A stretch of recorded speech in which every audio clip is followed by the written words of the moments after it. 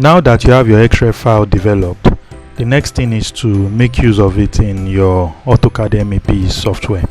So you can switch over to your AutoCAD MEP. I already have mine opened, so I'll just go to project. You can see I'm on a previous project. So the next thing I want to do is I want to create a new project. So I'll just go to MEP here, then go to new, click on projects. So you don't like the folder you are on, so you can click here to just pick the folder that suits you. I'll go to this, then this, then this.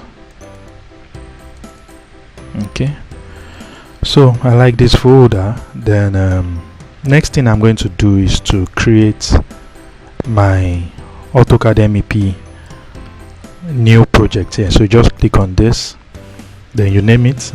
We can name it 1001 depending on any naming syntax that you want to use. I prefer to do maybe GH01. Then I'll come here, gatehouse 01. So you can feel free, if you like, add a description, maybe gatehouse architectural drawing, gatehouse architectural drawing. So once done, you can click OK. I don't want to use create from a template project, so I'll click OK. Now you can see my new project has been created. So you can close this, go ahead, close this. Then once done, you can go ahead. You can see you are in the gatehouse project. So the next thing I want to do is to set up my levels. You can divide your levels anyhow you wish. Some people go for 1, 2, 3 and they specify the heights, and some people just describe it. So let's give it a try. I'm going to describe mine. I'll prefer to go for below roof and above roof. So below roof, because it's a bungalow. Below roofing, I think that sounds a little bit better. Then click on enter. Once done, you set this to 3000 mm, that's 3 meters. Then I'll create another level above. You can double click on this to get it editable. Above roofing, click on enter. Then I'll set this depending on the height of the roof. That depends on the angle of inclination of my roofing. I'll set this to maybe 6000 mm, that's 6 meters. So I'll click on OK once done, and you can see it generates the file all over again. So once all this has been set up, the next thing you want to do is to set up your constructs. So I'll go to my constructs over here, and okay, before I go on, and you need to be familiar with this template. You can see you have project, constructs, views and sheets.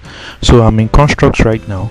So the first thing I do is right click on it, go to create a category, because this software makes plumbing drawings, electrical drawings, HVAC drawings, and also architectural drawings. So usually in the constructs I use this as to create my folders, so I can differentiate each of the drawings I plan to make.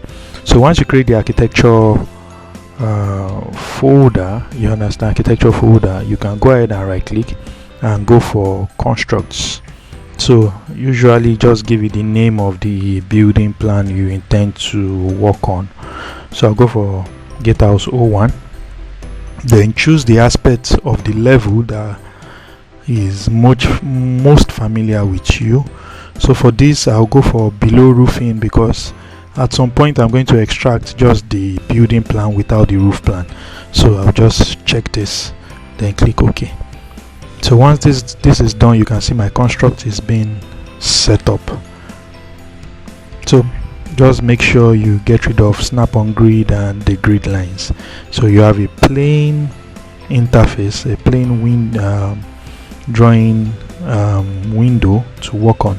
So another thing is you can see my UCS icon, is moving. So how to set this to no origin? Just type UCSI, then choose no origin and enter. So this has also been corrected, you can see. So the next thing I advise we do, the next step is to create our Xref, is to introduce our Xref file into our drawing. So I'll just type Xref and click on this and pick my Xref file. So you must know where this is located, the previously saved Xref file. So I'll just click on this and click on open. Now you need to be careful. I don't make use of attachments. I prefer to use overlay. Then I don't specify on screen. I prefer to set it in at the origin coordinates, that's 000.